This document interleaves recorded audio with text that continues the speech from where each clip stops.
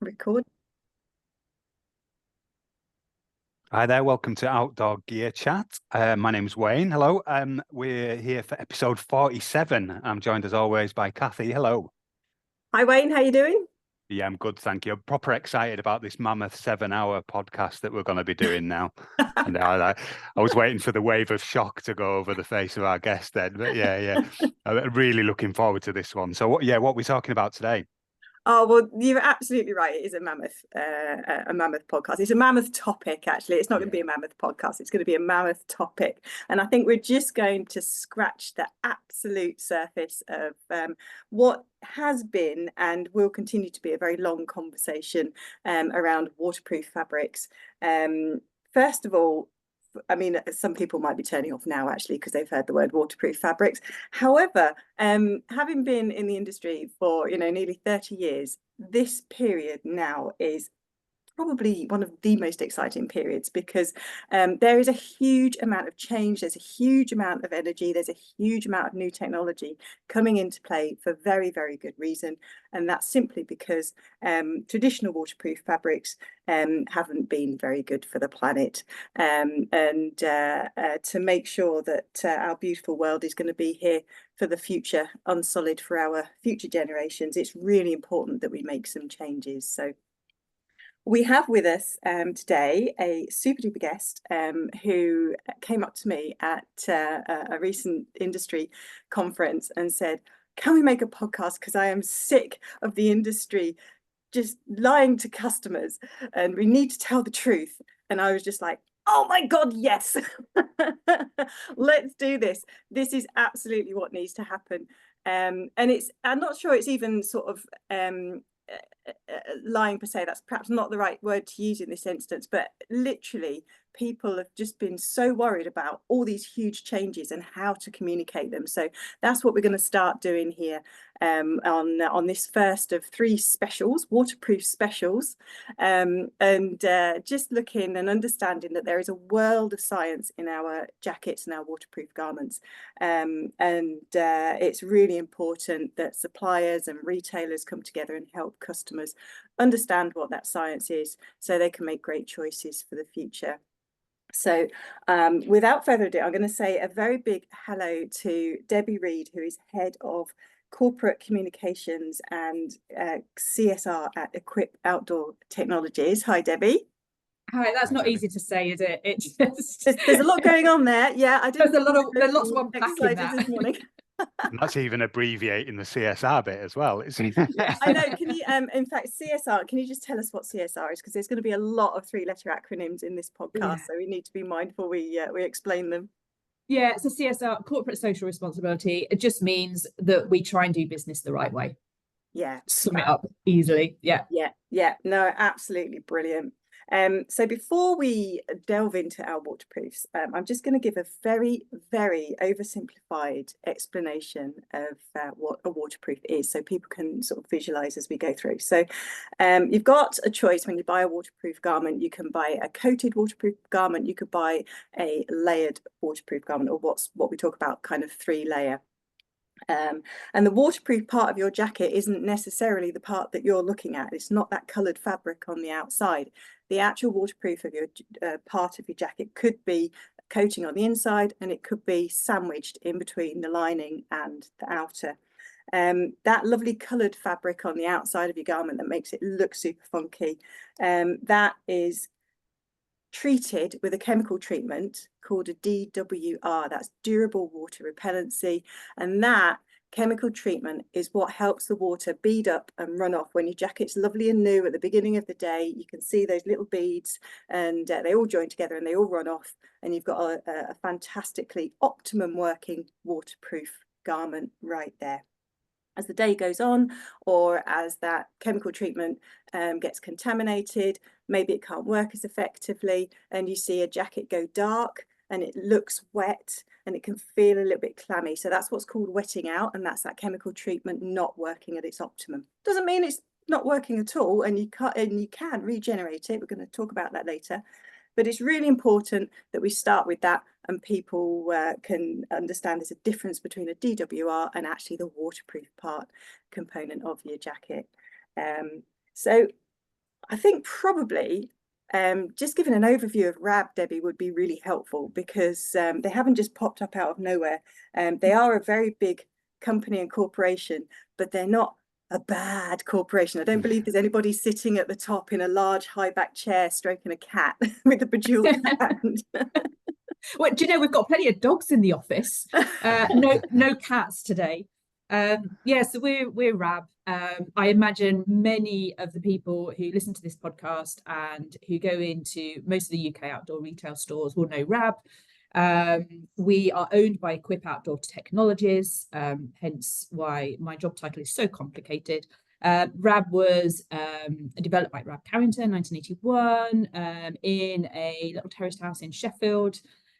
Business is still headquartered in the UK. We're known for insulated products, so you know, the famous Microlite, RAB sleeping bags. We still actually hand make and hand fill RAB down sleeping bags just across the road from me here in Derbyshire.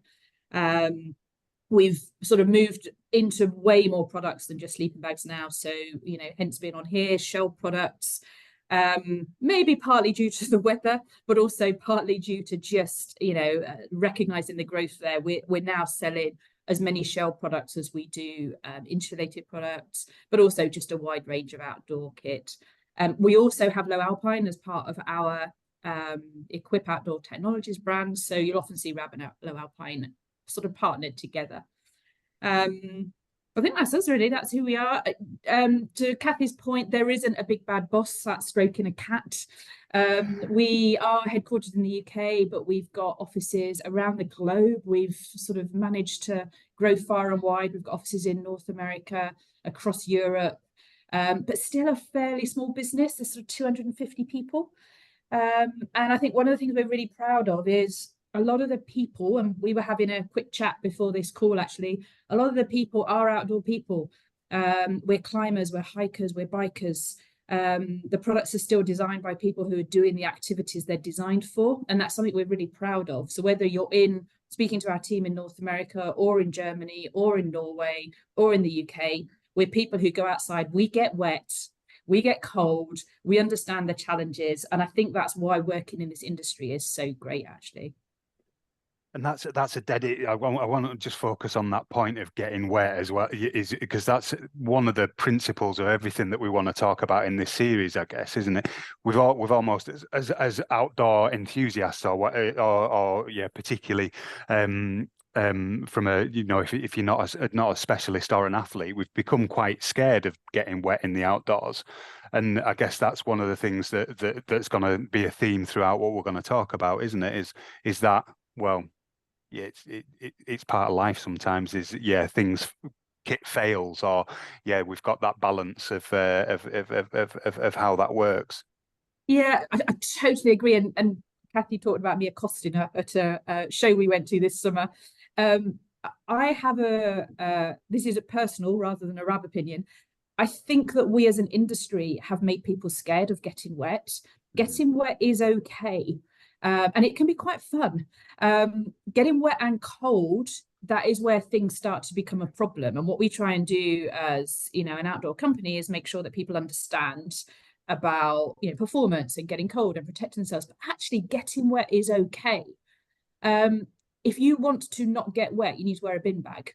That will stop you getting wet, or you stay indoors. If you want to go outside and you want to move, you need to have something that is breathable and something which is fit for purpose. And that will involve you probably getting wet at some point, doing whatever activity it is you're doing, but that's okay. And there was a sort of an analogy that we were talking about earlier, which was that, yeah, if you want to stay dry, wear a bin bag. If you want to breathe, use an umbrella, I think, wasn't it? And I absolutely love that. And I know there'll be a few people listening that are friends of ours that always carry umbrellas when they're going outdoors. Anyway, it's a really, yeah, but a brilliant one. Yeah. So talk to us about a little bit about the changes that are going on, Debbie, and why it's important that we're here talking today, I guess. Yeah, and Cathy alluded to it a little bit. As an industry, we've used what we've called, we've called them lots of things, and sorry, there will be some acronyms in here. We've called them fluorocarbons. People might have heard of them as C8, C6, PFAS, DWRs, PFCs. All of them essentially are, as Cathy described very eloquently, thank you, Cathy, it's a coating that is put onto the fabric that helps detract water and oils. What it does is it's essentially a hydrophobic treatment. So it makes sure that water will run away, the oils don't stick to it. And the reason why we're so concerned about oils is oils attract dirt, and dirt therefore stops breathability and allows water to seep in. So since we've really started developing all the new highly technical products that we've seen since the 80s onwards, many outdoor brands have used these fluorocarbon treatments. They're a man-made chemical treatment. They work really, really well. I mean, and you know, the iconic images of, you know, beaded water on beautiful bright red or bright yellow fabrics is what certainly I've grown up with.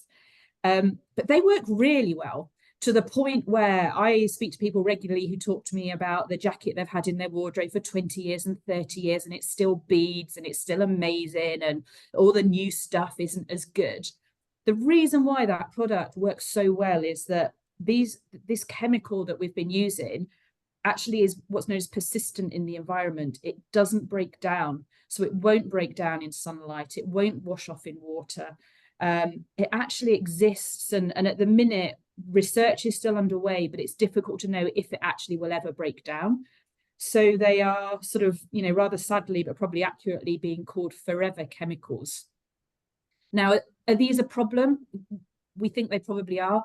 They're starting to be seen, you know, in sort of water supplies and places that they shouldn't be. And as an outdoor industry, we all did it. We've all been using them for years. We now all recognise that that's not okay. So we're looking for alternative solutions. What's happening at the same time is legislation is forcing the industry to change. Now, many brands out there, us and many of our sort of peers in the marketplace, have already been working on alternatives. And for the last sort of 10, 15 years, we've been experimenting with different solutions. The pace of change is now accelerating as that legislation's coming in, which is making it's making performance different. It's making consumers mistrust what they're seeing. And, you know, to Cathy's point and what I mentioned earlier is, you probably won't see that beautiful little round beading on products that we've all grown up with. These products, these fabrics, these chemicals, they work a bit differently now. They still work, but I think we've not done a good enough job educating consumers in the difference and the reason why. I think it's also really interesting to sort of go back and look at history, and sort of Gore-Tex was created as this wonder product as a result of research into fabrics to keep astronauts alive in space. So we've got this amazing cutting edge technology that's been put into everyday clothing and everyday footwear. And the net result is we've got something that should have been used, that performs amazingly, that should have been used in a very niche environment, spread out and used in a mass environment. And the consequences are, as we're finding out. But as you said quite rightly, Debbie, it's not a quick thing that's just popped up. I think it was 2009 that governments first decided to think about banning these substances. It wasn't until 10 years later, in 2019, it became legislation in the EU and in the USA. And we're not the first industry for this to happen in either. Years ago, we talked about CFCs that were chlorofluorocarbons used in refrigeration, used in aerosols. So this isn't a new thing. It's not just happening to us, it's happened in other things. As science progresses, we discover all these are bad things, we won't use them. And the world didn't end when the aerosol can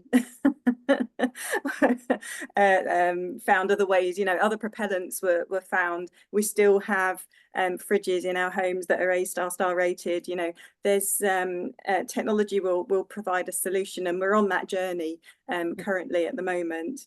And the end result is it's going to be better for everybody, but we just need to learn how to use our waterproofs a little bit different to how we have been.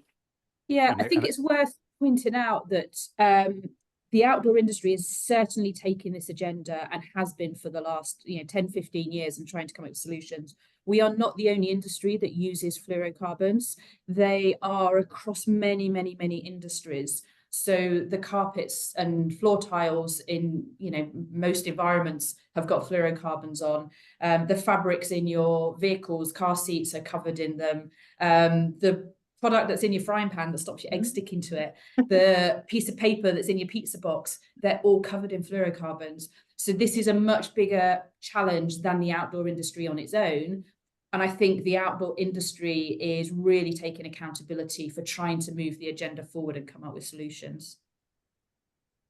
Yeah. And so, yeah, you both described in there how things are accelerating, and it's sort of I guess the point of this podcast partly is the bunch of changes that are imminent now, aren't they, in the way that the clothing technology is going to be consumed, for want of a better phrase, and then we as those consumers need to do stuff slightly differently.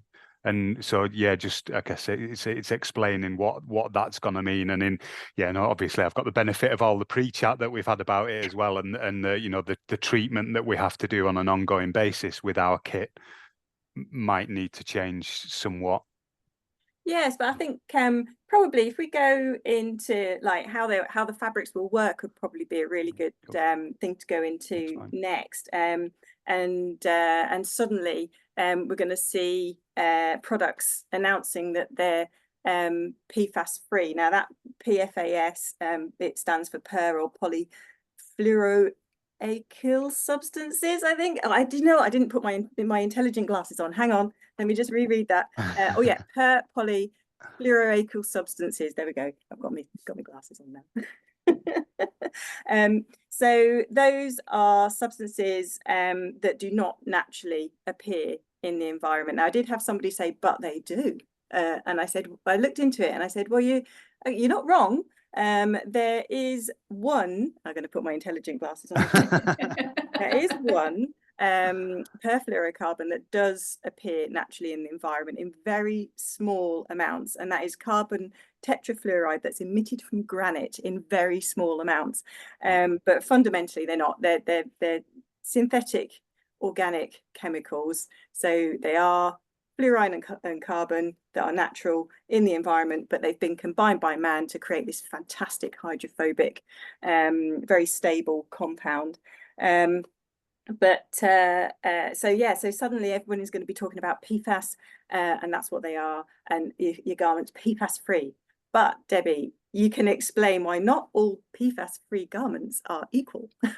Yeah, and you sort of make me you make my stomach roll slightly when we talk about PFAS free, and that's not you, Cathy, that is us as an industry. We keep talking now about PFAS free because, as we're already hinting at, this is so complicated. When we talk about PFAS free as an industry, there's almost a layer that we need to unpack here. One is whether we're talking about the fabrics, and Cathy, you did a great explanation of the different layers of fabrics and how we use coatings. But there's also an awful lot of components in many of our products. We're talking about zippers, and we're talking about trims and elastics and clips and tags, and not everyone might understand, but there's also PFAS associated with those as well. So that waterproof zip isn't just magically waterproof, it's waterproof because we put this layer of fluorocarbons on zips as well. So when you are looking at the small print of products and you see something that says PFAS free, and what we've seen up till now is PFC with a line through it, or we've seen lots of variations of this, it's not always the whole truth. We need to look at what does that actually mean. When we talk about PFAS free, we mean it's compliant with the legislation, and the legislation talks about no unintended PFAS is added.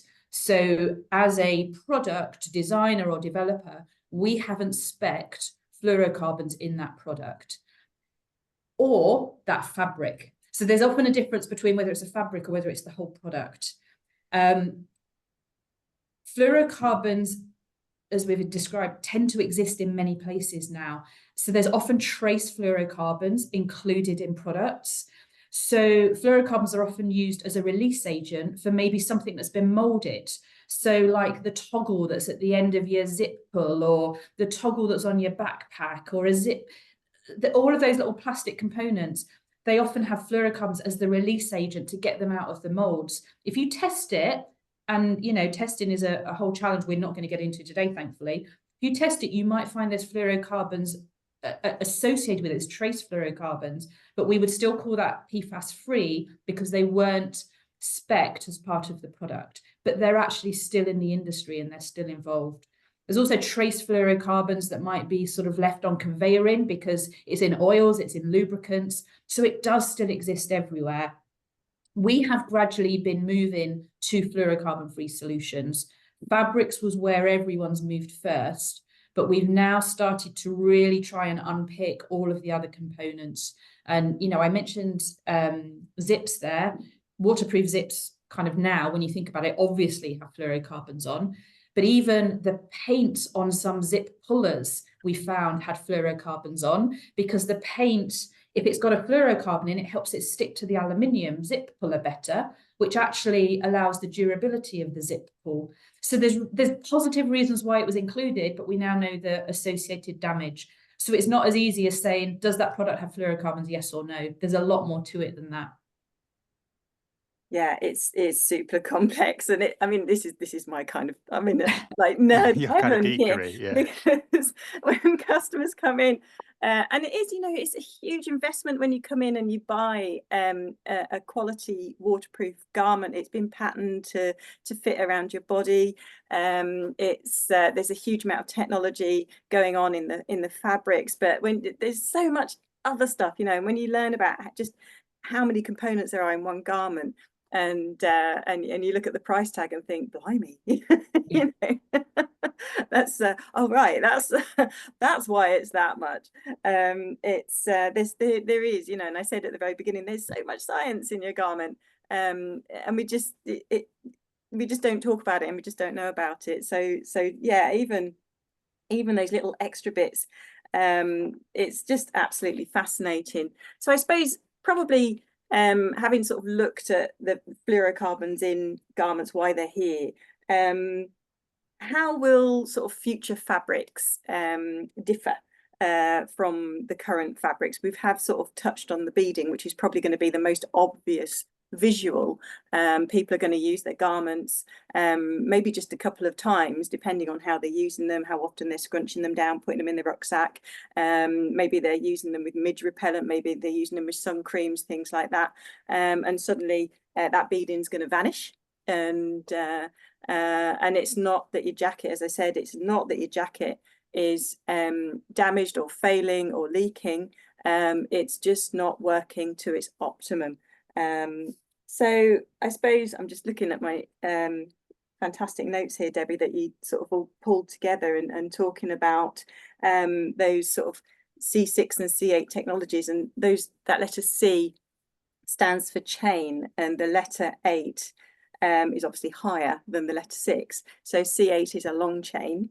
Those have been phased out in the durable water repellent treatment that creates that beading. And then we've moved on to C6, which is a lower number, therefore a shorter chain, which is perhaps less bad than a C8.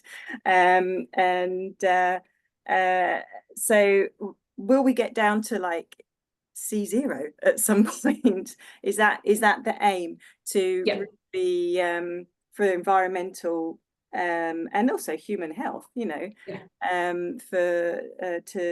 protect? It is essential to phase them out. How's that going to sort of work with fabrics in action? Yeah, you're absolutely right. C8 was super bad. C6 was less bad, but still not okay. And we are moving to C0, which is another shorthand way of saying PFAS free or PFAS compliant or fluorocarbon free.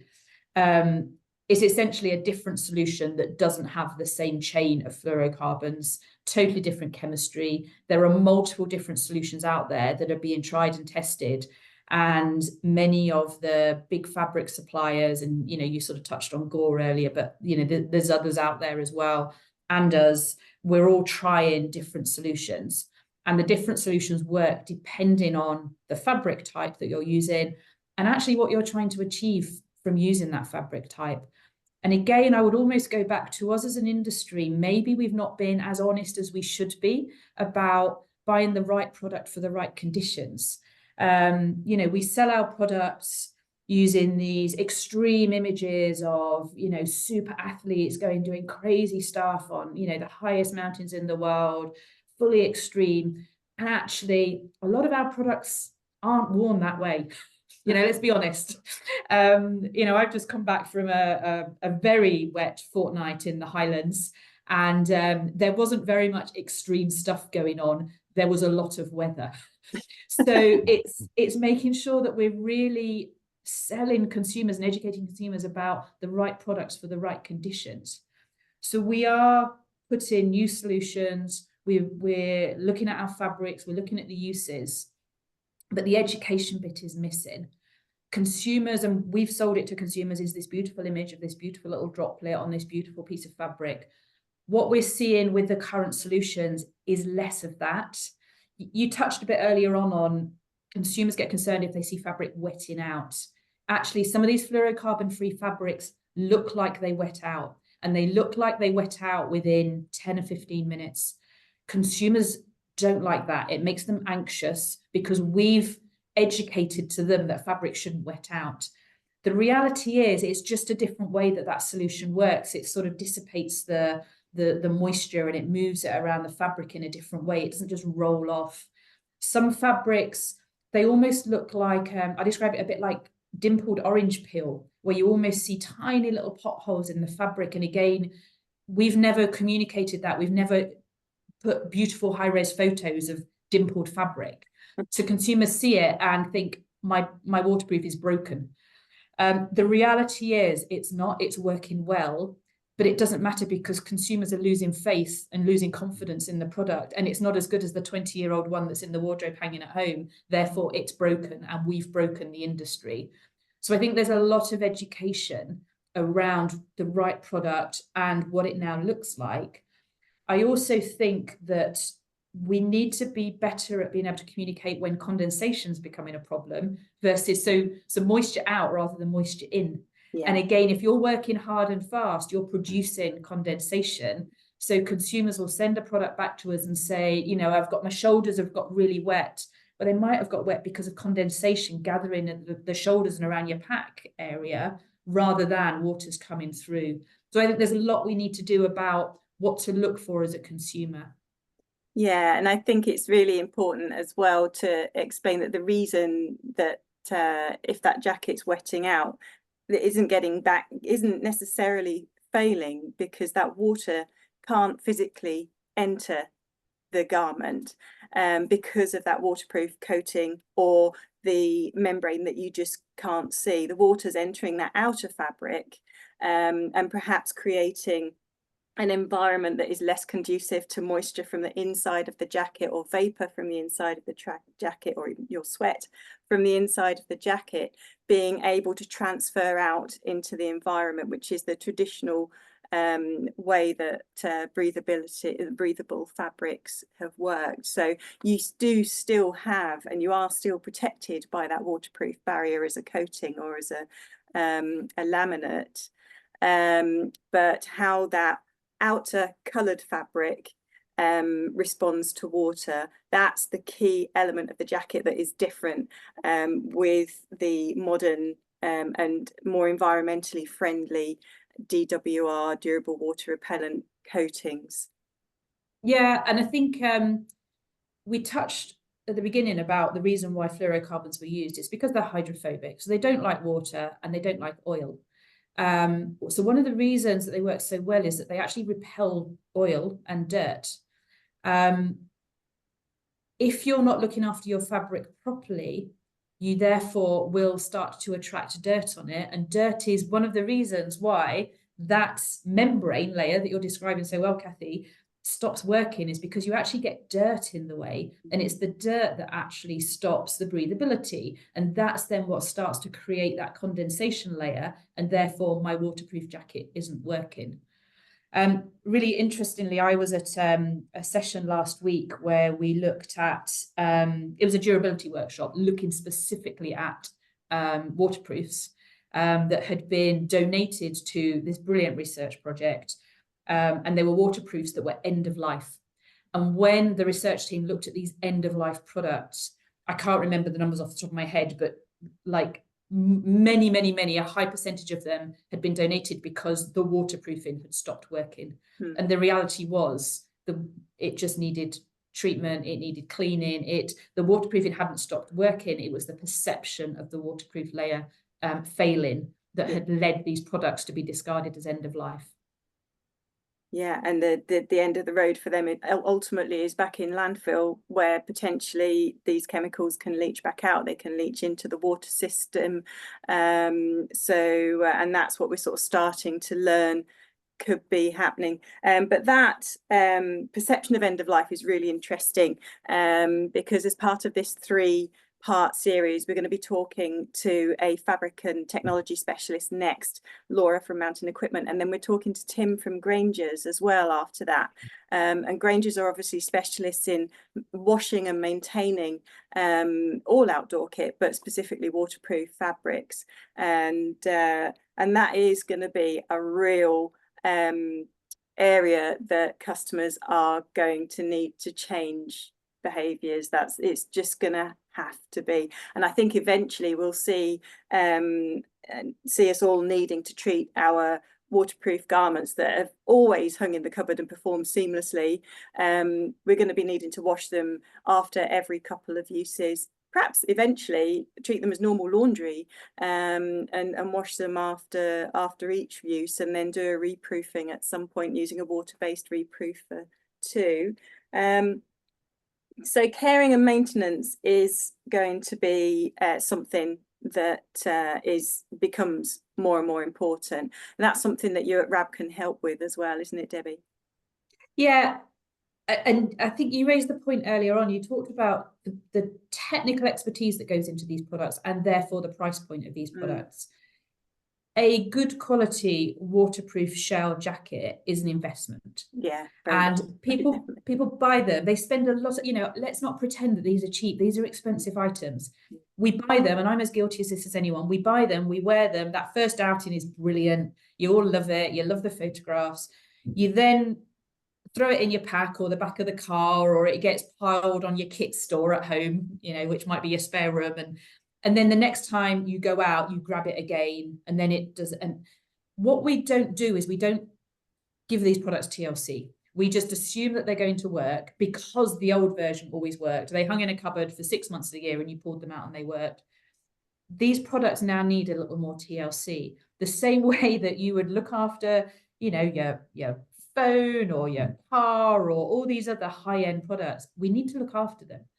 And I think we have encouraged consumers, we've educated consumers that it's really hard to do. Don't touch them, leave them alone. You don't understand. They're too technical for you to be able to do at home. And the reality is we've got to change that. So I think we run a service centre. So if you buy a RAB product, you can put it through our service centre. Interestingly, about 3-4 years ago, we now included a RAB technical waterproof wash in that service centre. So as well as all of the great down wash and care we do, we now do RAB waterproof technical wash. But we've now got pages and pages on our website, and I know many other brands have as well, around how consumers can look after and wash and care for their products. And I think we need to encourage consumers to look after their products at the end of that trip or that expedition or whatever they've done, not 10 minutes before they're sprinting out of the house late on the next one. That will ensure that the products last better and work better. But we also need to really give consumers confidence that it's okay to wash these products. They need to be washed carefully, for sure. You can't just throw it in the washing machine with your usual laundry powder, but you're chatting with Granger's next. There are specialist solutions out there available. One thing that I have learned more recently is actually a little bit of heat treatment really, really helps to reignite the solution that's already on your product. So, we're not talking hot irons and hot tumble dryers here, but a cool iron or a cool tumble dryer actually helps to really bring some of the solutions back to life. So sometimes it's not even a wash, it's just a kind of a quick spin in a tumble dryer. We actually carried out some research this time last year with consumers through our website. And we asked them questions about how regularly do you wash your items? How comfortable are you? And the data we got back was really quite terrifying in that I think over 37%, so a good chunk of our consumers never wash their products because probably we've told them and others that it's too difficult to do. Of the ones that do, 27% said they would never reproof because reproofing is too complicated for them and they don't trust it and they think it will damage the product. So it's really interesting that we've almost led this mythology about how difficult it is and you shouldn't do it. And actually with the new fabrics, it's far more different. I would say, probably every couple of months, every third or fourth use, you need to at least be rinsing it off, at least giving it some sort of soft wash, and then maybe looking at reproofing it every sort of season or so. And I think back to your point about high-end products, though, straight in my head came boots. You treat your boots every time you come back with them wet or covered in bog. Back to the earlier conversation we had, you're gonna wash them off and dry them properly. You're not gonna stick them. I don't know. Well, yeah, we do stick them in front of the fire fairly regularly, but no, I know exactly. That's that. Yeah, bad example. But it's almost like we should be treating our jackets in a similar way as far as removing any muck or that treatment process and drying them appropriately, I guess, rather than cramming them down into the bottom of the rucksack and then just chucking them in a cupboard, which is standard, isn't it? Yeah, one of the products I looked at last week in the durability workshop, the entire hood had delaminated of this product, and we were trying to work out the reason why. We initially thought it was maybe hairspray or hair product. Then we wondered if it was midge repellent. Then we wondered if it was sunscreen. What it turned out was it was a product that had been constantly stored in the back of a backpack, but it had been stuffed inside the hood. So the inside of the hood had been damaged. But of course, that product was now end of life because the hood didn't work anymore. So it is about how you care for those products and how you store them when they're not being used. If you only wear it for 1 3-hour, 5-hour hike, and then it's in your backpack screwed up for another 3 weeks before you pull it out again, it's little, little reason to believe that it's going to perform particularly well. It's going to smell pretty bad too. Yeah. But I kind of just want to wrap up with, because we're kind of coming to the end of our time and we could just talk on this for ages, is about partnerships. And so us as a small specialist independent retailer and RAB as a huge corporation, we've been working together for the last I think it's getting on for 3 years now, it might be 4. We work together to create it's just a small little flyer that we keep in the shop in our waterproof section, and it just really helps bust that. I'm glad you used the word myth, because it is almost urban myth, just to explain to customers and give them the power and let them understand that they are in control of how their waterproof is going to perform throughout its lifetime. And that just explains how to wash, clean your garment. We give away a free sample, small 1-wash sample of Granger's, and with every waterproof. And it is that simple. You just put it in your washing machine, you give it a buzz in the tumble dryer or a hot iron. It really is simple. But I think that's pretty much covered everything for now, because we're going to run out of time, Wayne. I know. Sorry. Yeah. I'm just, my mind's buzzing with everything that you've just been coming out with, which is why I've been unusually quiet. It's giving me lots of stuff to reflect on. So yeah, that's episode 47, waterproof fabrics and the environment, and yeah, as Cathy said, part of a series of 3 that we'll be doing, and then more to come with Kendal Mountain Festival coming up again. So yeah, thank you to Debbie for joining us. Cathy, over to you. Yeah, thanks so much, Debbie.